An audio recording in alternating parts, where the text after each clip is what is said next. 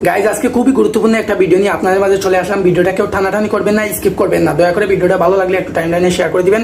অনেকের ফেসবুক আইডিতে auto প্লেটা on করা থাকে, যার ফলে আপনাদের ভিডিওতে ভিউ আসে না। আমি আজকে দেখে দিচ্ছি অটো প্লেটা কিভাবে অফ করতে হয়। আমি চলে গেলাম আমার প্রোফাইলে, আপনারাও চলে যাবেন আপনাদের প্রোফাইলে যাওয়ার পর একটু খেয়াল করবো আমাদের অটো প্লেটা অন আছে নাকি অফ আছে। আমি লক্ষ্য করছি আমার অটো প্লেটা অন আছে। এখন আমি এটা অফ করবো, আপনারা একটু স্ক্রিনের দিকে লক্ষ্য করুন। এখানে চলে যাব, আমরা এখানে একটু চাপ দিব।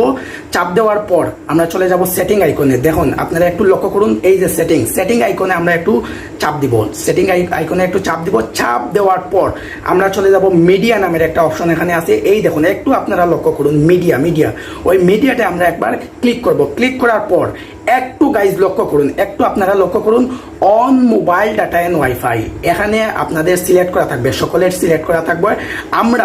আমরা ক্লিক করব নেভার অটো প্লে ভিডিও, ওখানে একটু ক্লিক করব।